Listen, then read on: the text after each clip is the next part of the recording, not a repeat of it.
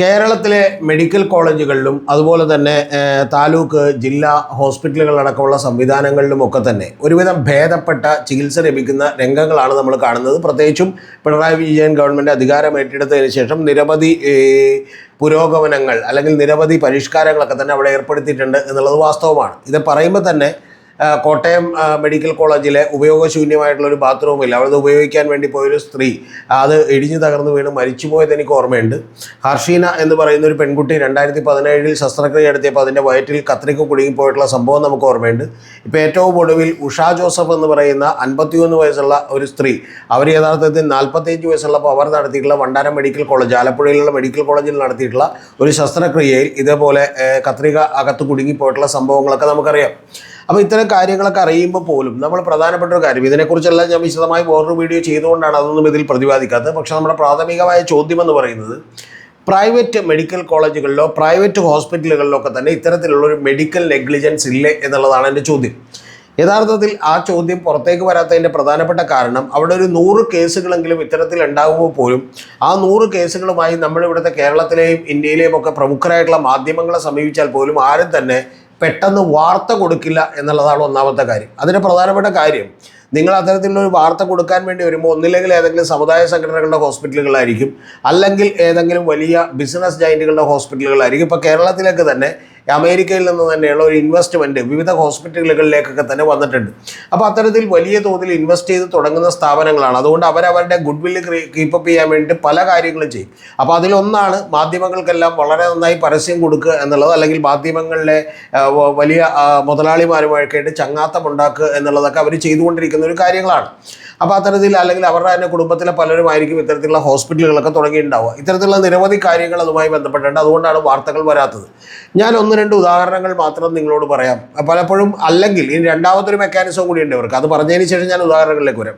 ആ രണ്ടാമത്തെ മെക്കാനിസം എന്ന് പറയുന്നത്, ഒരു പരാതി വന്നാൽ തന്നെ ഇവർ കുറച്ചുകൂടി ആവേശത്തോടു കൂടി അല്ലെങ്കിൽ കുറച്ചുകൂടി വളരെ എമ്പതിയോടുകൂടി അതിനെ സമീപിക്കും. കാരണം പ്രശ്നമുണ്ടാകുമെന്ന് കണ്ടാൽ ഇവരതിനെ സമീപിക്കുകയും ഇവർ കൃത്യമായിട്ട് വേണമെങ്കിൽ അവർക്ക് തുടർ ചികിത്സക്കുള്ള ഫ്രീ ആയിട്ടൊക്കെയുള്ള സൗകര്യങ്ങളൊക്കെ ചെയ്തു കൊടുക്കുകയും ചെയ്യും. കാരണം ഇത്തരത്തിലുള്ള നെഗ്ലിജൻസ് ഒക്കെ പല സ്ഥലങ്ങളിലൊന്നും ഉണ്ടാകുന്നുണ്ട്. ഇപ്പോൾ ഉദാഹരണത്തിന് MI ഷാനവാസ് എന്ന് പറയുന്ന വയനാട് എന്നുള്ളൊരു MP, നിങ്ങൾക്ക് എല്ലാവർക്കും ഓർമ്മയുണ്ടാവും, കോൺഗ്രസിൻ്റെ പ്രമുഖനായ നേതാവായിരുന്നു. അദ്ദേഹം യഥാർത്ഥത്തിൽ ഒരു ലാബിൽ നിന്ന് അദ്ദേഹത്തിൻ്റെ ക്യാൻസർ ഉണ്ടോ എന്ന് പറയുന്ന ഒരു പരിശോധന നടത്തുകയും ആ ക്യാൻസർ ഉണ്ട് എന്ന് പറയുന്ന നിഗമനത്തിലേക്ക് എത്തുകയും ഒക്കെ ചെയ്തു. ആ നിഗമനത്തിൽ എത്തിയതിന് ശേഷം അദ്ദേഹം അത് കട്ട് ചെയ്ത് നീക്കണം എന്ന് പറയുന്ന തീരുമാനത്തിലേക്ക് എത്തിയപ്പോൾ അദ്ദേഹം ഒരു സെക്കൻഡ് ഒപ്പീനിയൻ കൂടി എടുത്തേക്കാമെന്ന് പറഞ്ഞ് ലേക്ക് ഷോറിലെത്തുകയും, ലേക്ക് ഷോറിലെത്തിയതിന് ശേഷം യഥാർത്ഥത്തിൽ ഈ ചികിത്സ ഒന്നുകൂടി വീണ്ടും ടെസ്റ്റ് നടത്തി നോക്കണം, ഈ ടെസ്റ്റിൽ തന്നെ ചില സംശയങ്ങളുണ്ട് എന്ന് തോന്നിയപ്പോൾ യഥാർത്ഥത്തിൽ വീണ്ടും ടെസ്റ്റ് നടത്തിയത് കൊണ്ടാണ് അദ്ദേഹത്തിന് ക്യാൻസർ ഇല്ല എന്ന് മനസ്സിലായത്. നിങ്ങളൊന്ന് ആലോചിച്ച് നോക്കണം. MI ഷാനവാസിൻ്റെ കാര്യമായതുകൊണ്ട് ഇത് വലിയ വാർത്തയായി പുറത്തേക്ക് വന്നു എന്നുള്ളത് നമുക്കറിയാം. ഇതേപോലെ സംഭവിച്ചിട്ടുള്ള നിരവധി കേസുകൾ ഇതല്ലാതെയും പ്രൈവറ്റ് കോളേജുകളിലൊക്കെ തന്നെ, പ്രൈവറ്റ് മെഡിക്കൽ കോളേജുകളിലും ഹോസ്പിറ്റലുകളിലൊക്കെ ഉണ്ടായിട്ടുണ്ട്. പക്ഷേ അതെല്ലാം മൂടി വെക്കുന്നതിന് വേണ്ടി ഭീഷണി മുതൽ യഥാർത്ഥത്തിൽ മാധ്യമങ്ങളെ കൂട്ടുപിടിക്കുന്നത് മുതൽ ഈ പറയുന്ന പലപ്പോഴും ഒരു എമ്പതിയോടുകൂടി പെരുമാറുന്നത് മുതലുള്ള പഴയ സാമം ദാനം ഭേദം ദണ്ഡം എന്നൊക്കെ പറയുന്ന പല പദ്ധതികളും പല പരിപാടികളും ഒക്കെ തന്നെ ഇവർ ചെയ്യാനുള്ള കൃത്യമായിട്ടുള്ളൊരു മെക്കാനിസം അവർക്കുണ്ട്. അതുകൊണ്ടാണ് നമ്മുടെ പ്രൈവറ്റ് മെഡിക്കൽ കോളേജുകളുടെയും പ്രൈവറ്റ് ഹോസ്പിറ്റലുകളുടെയും ഒന്നും മെഡിക്കൽ നെഗ്ലിജൻസിൻ്റെ വാർത്തകൾ നമുക്ക് പുറത്തേക്ക് വരാത്തത്. അതിന് മറ്റൊരു പ്രധാനപ്പെട്ട കാര്യം കൂടിയുള്ളത്, ഇതൊരു മെഡിക്കൽ നെഗ്ലിജൻസ് ആണ് എന്ന് നമ്മൾ മനസ്സിലാക്കണമെങ്കിൽ എന്ത് വേണമെന്ന് ചോദിച്ചാൽ, പലപ്പോഴും മറ്റൊരു ഡോക്ടറെ കൂടി ഇത് അവർ ചെയ്തത് തെറ്റാണ് എന്ന് നമുക്ക് പറഞ്ഞു തരേണ്ടി വരും. ഈ പ്രൈവറ്റ് ഹോസ്പിറ്റലുകളിലൊക്കെ തന്നെ ഒരു വർഗ്ഗപരമായിട്ടുള്ള സ്നേഹം ഇവർ കാണിക്കുന്നുണ്ട്. അത്തരത്തിലുള്ളൊരു കമൻറ്റുകളൊന്നും വേറൊരു ഡോക്ടറും ചെയ്യില്ല. പിന്നെ ഇന്ത്യയിൽ തന്നെ മെഡിക്കൽ നെഗ്ലിജൻസിൽ ശിക്ഷിക്കപ്പെടുന്നവരുടെ നമ്പർ എന്ന് പറയുന്നത് വളരെ വളരെ വളരെ കുറവാണ്. ഇപ്പോൾ തായ്വാനിലോ അല്ലെങ്കിൽ കൊറിയയിലോ അല്ലെങ്കിൽ ജപ്പാനിലോ ഒക്കെ തന്നെ കുറേ കൂടി ആളുകൾ ശിക്ഷിക്കപ്പെടും. ഇപ്പോൾ എനിക്ക് തന്നെ അറിയാം, എന്നെ വളരെ പരിചയമുള്ള ഒരു ഡോക്ടർ UAE വർക്ക് ചെയ്യുന്നത്. അപ്പോൾ അവരെപ്പോഴും എന്നോട് പറയുന്നൊരു കാര്യമുണ്ട്, വലിയ സൗകര്യങ്ങളുണ്ട്, വലിയ ശമ്പളം കിട്ടും, പക്ഷെ പ്രധാനപ്പെട്ട ഒരു കാര്യമുണ്ട്, എന്തെങ്കിലും ഒരു ചെറിയ മെഡിക്കൽ നെഗ്ലിജൻസ് ഉണ്ടായിപ്പോയാൽ, ഒരു ചെറിയ അശ്രദ്ധ കൊണ്ട് എന്തെങ്കിലും ഒരു സംഭവിച്ചു പോയാൽ ജയിലിൽ അടക്കപ്പെടും എന്നുള്ള കാര്യത്തിൽ അവർക്കൊരു തർക്കമില്ല. അതുകൊണ്ട് തന്നെ വളരെ സീരിയസ് ആയിട്ടാണ് അവരതിനെ കാണുന്നത് എന്നുള്ളത് ചുരുക്കം. പിന്നെ ഇതിന് ചില അവസ്ഥകൾ കൂടിയുണ്ട് എന്നുള്ളതൊക്കെ വാസ്തവമായിട്ടുള്ളൊരു കാര്യമാണ്. അതിൻ്റെ ഏറ്റവും പ്രധാനപ്പെട്ട കാര്യം. ആദ്യത്തെ കാര്യങ്ങൾ ഇത് തന്നെയാണ്. രണ്ടാമത്തെ കാര്യം എന്ന് പറയുന്നത്, നമ്മളിവിടെ ഒരു ഡോക്ടർ എന്ന് പറയുന്നത് പലപ്പോഴും അത് പ്രൈവറ്റ് മെഡിക്കൽ കോളേജുകളിലോ സ്വകാര്യ ഹോസ്പിറ്റലുകളിലോ പോലും ഒരു ഡോക്ടറെ നോക്കുന്ന പേഷ്യൻസ് എന്ന് പറയുന്നത് പലപ്പോഴും ഒരു ആക്രാന്തം കൊണ്ടൊക്കെ തന്നെ ഇവർ 60, 70, 80 പേഷ്യൻസിനൊക്കെ നോക്കും. അപ്പോൾ അത്തരത്തിൽ തന്നെ പേഷ്യൻസിനെയാണ് മിക്കവാറും ഹോസ്പിറ്റലുകളിൽ ഗവൺമെൻറ് ഹോസ്പിറ്റലുകളൊക്കെ നോക്കുന്നത്. ഈ 60, 70 പേഷ്യൻസിനെയൊക്കെ നോക്കുമ്പോൾ ഞാനൊരു തവണ ഒരു ഡോക്ടറുടെ അടുത്ത് നിന്നിരിക്കുമ്പോൾ ഞാൻ സംസാരിച്ചുകൊണ്ടിരിക്കുമ്പോൾ അദ്ദേഹം എന്നോട് പറയുന്നു ഇവിടെ തന്നെ ഇരിക്കും എന്ന് പറഞ്ഞു. കാരണം അദ്ദേഹം വണ്ടി കൊണ്ടുവന്നിട്ടില്ല. അപ്പോൾ ഡ്രൈവറോട് വരാൻ പറഞ്ഞേക്കാണ്.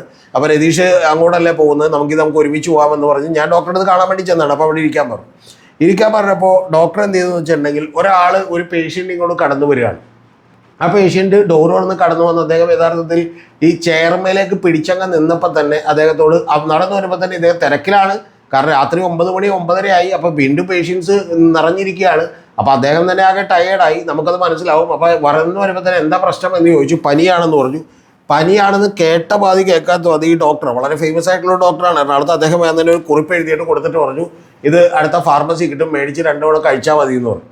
അപ്പോൾ കഴിച്ചാൽ മതി എന്ന് പറഞ്ഞിട്ട് ഞാനിങ്ങനെ ഇരിക്കുമ്പോൾ ഞാൻ ശരിക്കും അദ്ദേഹത്തോട് ചോദിച്ചു, ഈ ഡോക്ടറെ അദ്ദേഹത്തോടൊന്നും ചോദിച്ചില്ല, ഒന്നും തൊട്ടു നോക്കിയില്ല, ഒന്നും ചെയ്തില്ല, പക്ഷേ ഇതെങ്ങനെയാണ് ഈ ഡയഗ്നോസിസ് നടത്തിയത്, എങ്ങനെ മനസ്സിലായി ഇതാണെന്ന് തോന്നി.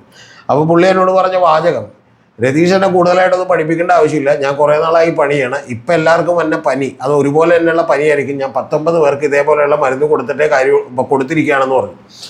അപ്പോൾ അല്ലെങ്കിൽ ഒരു 3 ദിവസം കഴിയുമ്പോൾ, അപ്പോൾ അല്ലെങ്കിൽ എന്ത് പറ്റുമെന്ന് വെച്ചപ്പോൾ പുള്ളി പറഞ്ഞു അല്ലെങ്കിൽ ഒരു 3 ദിവസം കഴിഞ്ഞിട്ട് അവർ വീണ്ടും വന്നോളൂ, കുഴപ്പമില്ലെന്നാണ് പറയുന്നത്. അപ്പോൾ ഞാൻ കുറച്ചുകൂടി ഒരിക്കൽ ഫ്രീഡം ഉള്ളത് കൊണ്ടും ഞാൻ കുറച്ചുകൂടി കുസൃതി പരമായിട്ടും അദ്ദേഹത്തോടൊരു ചോദ്യം ചോദിച്ചു. എങ്കിൽ പിന്നെ ഒരു 10-25 ഇത് ഫോട്ടോസ്റ്റാറ്റ് എടുത്തിട്ട് ആ പുറത്തിരിക്കുന്ന നേഴ്സിനോട് പറഞ്ഞാൽ പോരെ, ഇത് മറ്റേ ആർക്കൊക്കെയാണ് പനിയുള്ളത് എന്ന് പറഞ്ഞിട്ട് ഓരോ ഫോട്ടോസ്റ്റാറ്റ് കുപ്പിയും കൊടുത്താൽ പോരെ എന്ന് ചോദിച്ചു. അപ്പോൾ ആ ചോദ്യം പുള്ളി എന്നോടുള്ള ഫ്രീഡത്തിന് പുറത്ത് പുള്ളി രസകരമായിട്ട് എടുത്തു. എന്നിട്ട് എന്നോട് ചോദിച്ചു അതൊക്കെ അവിടെ നിൽക്കട്ടെ, എന്തിനാ വന്നതെന്ന് ചോദിച്ചു. ഇനി ഇവിടെ ഇരുത്തിയ കുഴപ്പമോന്ന് ചോദിച്ചു.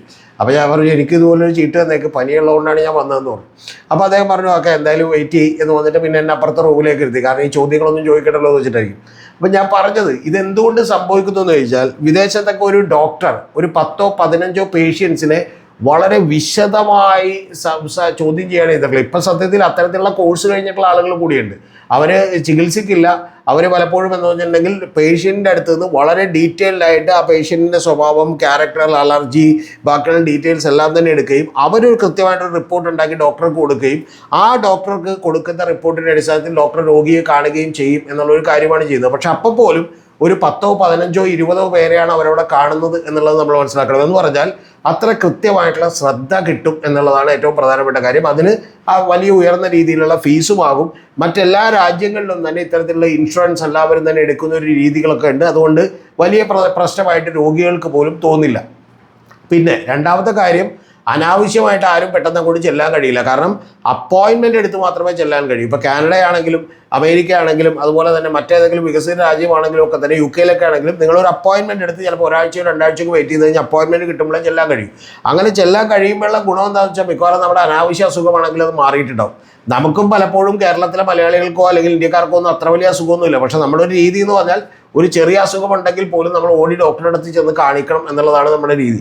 കാരണം പലതും തനിയെ ക്യൂർ ചെയ്യാൻ ബോഡിക്ക് കഴിയും എന്ന് പറയുന്ന ഒരു കാര്യത്തിൽ തന്നെ നമ്മൾ വിശ്വസിക്കുന്നില്ല. അപ്പോൾ ഇത്തരം കാര്യങ്ങളൊക്കെ തന്നെ വലിയ തോതിൽ പ്രശ്നമായതുകൊണ്ടാണ് ഈ കാര്യങ്ങളൊക്കെ തന്നെ നമ്മുടെ നാട്ടിൽ സംഭവിച്ചുകൊണ്ടിരിക്കുന്നത്. ഇനി മറ്റൊരു കാര്യം കൂടി നിങ്ങളോട് പറയാനുള്ളത്, നമ്മുടെ നാട്ടിൽ ഇത് പ്യുവർലി ബിസിനസ്സാണ്, അങ്ങേയറ്റം കറപ്റ്റഡ് ആണ് ഈ പറയുന്ന ഗവൺമെൻറ് ഹോസ്പിറ്റലുകളും പ്രൈവറ്റ് ഹോസ്പിറ്റലുകളും എല്ലാം. ഇപ്പോൾ കോട്ടയം മെഡിക്കൽ കോളേജിലെ ഒരു ഡോക്ടറുടെ മെഴ്സിഡസ് ബെൻസിൻ്റെ EMI എല്ലാ മാസവും അടച്ചിരുന്നത് തൊട്ടടുത്ത ലാബാണ്. എന്ന് പറഞ്ഞാൽ ഞങ്ങൾക്ക് കാര്യം മനസ്സിലായല്ലോ. ആവശ്യമുള്ളതിനും ഇല്ലാത്തതിനും കൃത്യമായിട്ട് ഒരു ലാബുകളിലേക്ക് എഴുതി കൊടുക്കും. തിരുവനന്തപുരത്ത് തന്നെ വളരെ പ്രശസ്തമായിട്ടുള്ള വളരെ വലിയ തോതിൽ നടക്കുന്ന ഒരു ലാബ്, ആ ലാബിലേക്ക് തന്നെ യഥാർത്ഥത്തിൽ ലക്ഷക്കണക്കിന് രൂപയാണ് അവർ പലപ്പോഴും ഡോക്ടേഴ്സിന് കൈക്കൂലിയായി കൊടുക്കേണ്ടി വരുന്നത്. കാരണം ഇപ്പം നിങ്ങളൊരു ടെസ്റ്റ് നടത്തുന്നു എന്ന് പറഞ്ഞാൽ ഒരു 10,000 രൂപയും ടെസ്റ്റാണെന്ന് വിചാരിക്കുക, അതിൽ മിക്കവാറും 6,000 രൂപയും ഡോക്ടർക്കുള്ളതാണ്. അപ്പോൾ അത്തരത്തിലുള്ള വലിയ തോതിൽ കമ്മീഷൻ പറ്റുന്ന പരിപാടികളാണ് ഇവിടെ നടന്നുകൊണ്ടിരിക്കുന്നത് എന്നുള്ളത് പലപ്പോഴും ആളുകൾ മറന്നുപോവാണ്. ഇതിൻ്റെയൊക്കെ പ്രശ്നം എന്താണെന്ന് വെച്ചാൽ ഇത്തരത്തിലുള്ള ഒരു വിശ്വാസ്യത ജനങ്ങൾക്ക് തന്നെ വളരെ വലിയ തോതിൽ കുറവ് വരുന്നുണ്ട് എന്നുള്ളതാണ്. അതുകൊണ്ടാണ് പലപ്പോഴും ഇപ്പോൾ ഡോക്ടർമാർ അറ്റാക്ക് ചെയ്യപ്പെടുന്ന പ്രവണതകളൊക്കെ തന്നെ കൂടുന്നത്. ഒരു ചെറിയ പെൺകുട്ടിയെ ഒരു അധ്യാപകൻ അറ്റാക്ക് ചെയ്തിരുന്നു, അതൊക്കെ ഈ പറഞ്ഞ പോലെ മയക്കുമരുന്നൊക്കെ കഴിച്ചിട്ടാണ്. പക്ഷെ അതല്ലാതെയും വലിയ തോതിലുള്ള അറ്റാക്കുകൾ ഉണ്ടായിട്ടുണ്ട്, അല്ലെങ്കിൽ രോഗികൾക്ക് തന്നെ ഈ ഡോക്ടേഴ്സിനോടുള്ള റെസ്പെക്റ്റ് കുറഞ്ഞുകൊണ്ട് വരികയാണ്. അതായത് ഇവരിലുള്ള വിശ്വാസം കുറഞ്ഞുകൊണ്ട് വരികയാണ്. ഇതിനൊക്കെ പ്രധാനപ്പെട്ട കാരണം മോദി ഗവൺമെൻറ് വന്നതിന് ശേഷവും അതുപോലെ തന്നെ പിണറായി വിജയൻ ഗവൺമെൻറ് വന്നതിന് ശേഷവും നിരവധി നടപടികൾ എടുത്തെങ്കിലും വളരെ ഒരു ഡ്രാസ്റ്റിക്കായ ചേഞ്ചസ് ഉണ്ടാക്കാവുന്ന കാര്യങ്ങളൊന്നും അവർ ചെയ്തിട്ടില്ല. ഇപ്പോൾ ജൻ ഔഷധി പോലുള്ള സ്റ്റോറുകൾ തുറന്നുകൊണ്ട് യഥാർത്ഥത്തിൽ നമുക്ക് ഏതെങ്കിലും ബ്രാൻഡുകൾ മേടിക്കുന്ന മരുന്നിൻ്റെ വിലയിൽ, അതായത് അതേ കെമിക്കൽസ് തന്നെ ഉപയോഗപ്പെടുത്തിക്കൊണ്ടുള്ള ഗവൺമെൻറ്റിൻ്റെ മെഡിസിൻസ് നമുക്ക് അതിൻ്റെ 4-1 വിലക്ക് കിട്ടുന്ന പരിപാടിയാണ് ഈ ജൻ ഔഷധി എന്ന് പറയുന്നത്. അപ്പോൾ അതിൽ യഥാർത്ഥത്തിൽ ഈ ഹാത്തി കമ്മിറ്റി റിപ്പോർട്ട് എന്നൊക്കെ പറഞ്ഞൊരു റിപ്പോർട്ടുണ്ട്. അത് ഹാത്തി കമ്മിറ്റി റിപ്പോർട്ട് എന്ന് പറഞ്ഞിട്ടുണ്ടെങ്കിൽ ജനതാ ഗവൺമെൻറ് കാലത്ത് ഇന്ത്യയിൽ നിരോധിക്കപ്പെടേണ്ട മരുന്നുകളെക്കുറിച്ചും അതുപോലെ തന്നെ ഇന്ത്യയിലെ മെഡിക്കൽ രംഗത്തേക്ക് ശുദ്ധീകരിക്കാനും ഒക്കെയുള്ള നടപടികൾ എടുക്കുന്നതിനെക്കുറിച്ചൊക്കെ ഒരു പഠനം നടത്തിയ റിപ്പോർട്ടാണ്. അവർ യഥാർത്ഥത്തിൽ ഇമ്മീഡിയറ്റ്ലി നിരോധിക്കണമെന്ന് പറഞ്ഞ്, എൻ്റെ ഓർമ്മ ശരിയാണെങ്കിൽ ഏതാണ്ട് 169ഓളം മരുന്നുകളായിട്ട് കൊടുത്തിരുന്നു, 3000ഓളം മരുന്നുകൾ അതുകൂടാതെ കൊടുത്തിരുന്നു. പക്ഷേ ഇതിലൊന്നും തന്നെ ഇന്ത്യയിൽ നിരോധിച്ചിട്ടില്ല. കാരണം ഇതെല്ലാം തന്നെ കോടികളുടെ ബിസിനസ് നടക്കുന്ന ഒരു രംഗമാണ്. ഇപ്പം തന്നെ നിങ്ങളോട് പറഞ്ഞാൽ സിക്കിം എന്ന് പറയുന്ന ഒരു സ്റ്റേറ്റ് ഉണ്ട്. ആ സിക്കിം എന്ന് പറയുന്ന ഒരു സ്റ്റേറ്റിൽ നിന്നാണ് മിക്കവാറും എല്ലാ ഫാർമ കമ്പനികളുടെയും വലിയ ക്യാപിറ്റലുകളുള്ളത്, അല്ലെങ്കിൽ നിരവധി ഫാർമ കമ്പനികളുണ്ട്. ഈ ഫാർമ കമ്പനികളുടെ പല മരുന്നുകളും നമ്മളെ കോവിഡ് കാലത്തും അതുപോലെ തന്നെ കൊച്ചുങ്ങൾക്ക് കഴിക്കേണ്ട സിറപ്പായിട്ടുമൊക്കെ കൊടുത്തിട്ടുണ്ട്. അതിൽ പ്രധാനപ്പെട്ട ഒരു കമ്പനിയാണ് ഡിജിറ്റൽ വിഷൻ ഫാർമ എന്ന് പറയുന്നത്. ഇത്തരത്തിലുള്ള പല ഫാർമ കമ്പനികളും കഴിഞ്ഞ തവണ ഇലക്ട്രൽ ബോണ്ട് വഴി കോടികളാണ് ഗവൺമെൻറ്റിന് സംഭാവനകളായി കൊടുത്തിട്ടുള്ളത്. ഇലക്ട്രൽ ബോണ്ട് വഴി എന്ന് പറഞ്ഞാൽ അവരുടെ മരുന്ന് കഴിച്ച് കാശ്മീരിലെ ഒരു ജില്ലയിൽ 12ഓളം വരുന്ന കുരുന്നുകൾ 1 വയസ്സിനും 2 വയസ്സിനും 3 വയസ്സിനോടൊക്കെയുള്ള കുട്ടികൾക്ക് കൊടുക്കേണ്ട കഫ് സിറപ്പ് കഴിച്ച് മരിച്ചുപോയതാണ് നിങ്ങൾ ആലോചിക്കണം. ഇനി ഇത് കൂടാതെ ഇതുപോലെയുള്ള നിരവധി കമ്പനികൾ ഇപ്പോൾ കേരളത്തിലടക്കം വർക്ക് ചെയ്യുന്ന കമ്പനികളുണ്ട്. അവരേതാണ്ട് 65 കോടി രൂപയാണ് തൃശ്ശൂർ വർക്ക് ചെയ്ത ഒരു കമ്പനി യഥാർത്ഥത്തിൽ ഇലക്ട്രൽ ബോണ്ട് വഴി ഇന്ത്യ ഗവൺമെൻറ്റിനും അതുപോലെ BJPക്കും അതുപോലെ തന്നെ മറ്റ് രാഷ്ട്രീയ പാർട്ടികൾക്കും കൊടുത്തിട്ടുള്ളത്. സിക്കിം ക്രാന്തികാരി മോർച്ച എന്ന് പറയുന്ന ഒരു പാർട്ടിയുണ്ട്. അവരുടെ പാർട്ടിയിലേക്ക് മാത്രം കോടികളുടെ സംഭാവന വന്നത് യഥാർത്ഥത്തിൽ ഇത്തരത്തിലുള്ള ഈ പറയുന്ന സിക്കിം ബേസ്ഡായി വർക്ക് ചെയ്യുന്ന നിരവധി ഫാർമ കമ്പനികളിൽ നിന്നാണ്. അപ്പോൾ ഇതെല്ലാം കൂടിക്കലർന്നിട്ടുള്ള ഒരു രംഗമാണിത് എന്നുള്ളത് നമ്മൾ യാഥാർത്ഥ്യ ബോധത്തോടു കൂടി മനസ്സിലാക്കണം. അങ്ങനെ മനസ്സിലാക്കുന്നത് കൊണ്ടാണ് ഈ ഫാർമ കമ്പനികൾക്കെതിരെ നമ്മുടെ രാജ്യത്ത് നടപടിയില്ലാത്തത്, ഹാത്തി കമ്മിറ്റി റിപ്പോർട്ടുകൾ നടപ്പിലാകാത്തത്. അതുകൊണ്ടാണ് നമ്മുടെ പ്രൈവറ്റ് മെഡിക്കൽ കോളേജുകൾ കൂണുപോലെ വരികയും വലിയ തോതിൽ ഹോസ്പിറ്റൽ ഡെൻസിറ്റിയുള്ള, ഹോസ്പിറ്റൽ സാന്ദ്രതയുള്ള എല്ലാ 1.5 കിലോമീറ്റർ ഹോസ്പിറ്റലുകളുള്ള ഒരു സംസ്ഥാനമായി നമ്മുടെ കേരളം മാറിക്കൊണ്ടിരിക്കുകയും കേരളത്തിൽ നിന്നാണ് ഏറ്റവും കൂടുതൽ പെർ ക്യാപിറ്റ എക്സ്പെൻഡിച്ചർ ഈ പറയുന്ന ആരോഗ്യരംഗത്തേക്കൊക്കെ ഉണ്ടാവുകയും ചെയ്തത്. നമ്മുടെ ഈ സൂപ്പർ മാർക്കറ്റുകളുടെ പഠനം നടത്തുമ്പോൾ പോലും ബോംബെയെക്കാളോ കർണാടകത്തെക്കാളോ മഹാരാഷ്ട്രയെക്കാളോ കൂടുതൽ എക്സ്പെൻഡിച്ചർ ഉള്ള പെർ ക്യാപിറ്റ എക്സ്പെൻഡിച്ചർ ഉള്ള ഒരു സ്റ്റേറ്റാണ് കേരളം.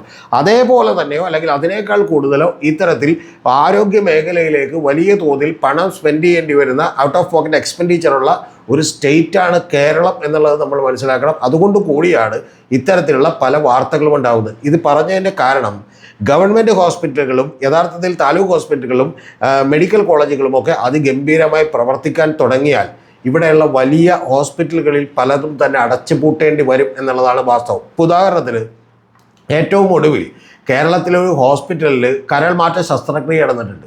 ഈ കരൾമാറ്റ ശസ്ത്രക്രിയ നടത്തണമെന്നുണ്ടെങ്കിൽ ഒരു പ്രൈവറ്റ് ഹോസ്പിറ്റലാണെങ്കിൽ 30 ലക്ഷം രൂപയെങ്കിലും കൊടുക്കണം.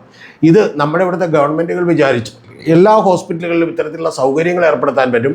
പക്ഷെ അങ്ങനെ പറ്റുമ്പോൾ വലിയ തോതിലുള്ള എതിർപ്പ് ഇത്തരത്തിലുള്ള ഹോസ്പിറ്റൽ തുടങ്ങിയിട്ടുള്ള ആളുകളിൽ നിന്ന് നേരിടേണ്ടി വരും. ആ നേരിടേണ്ടി വരുന്ന എതിർപ്പും അവരുടെ പ്രൊപ്പഗാണ്ടക്കൊപ്പം നമ്മൾ പോകും എന്നുള്ളതാണ് വാസ്തവം.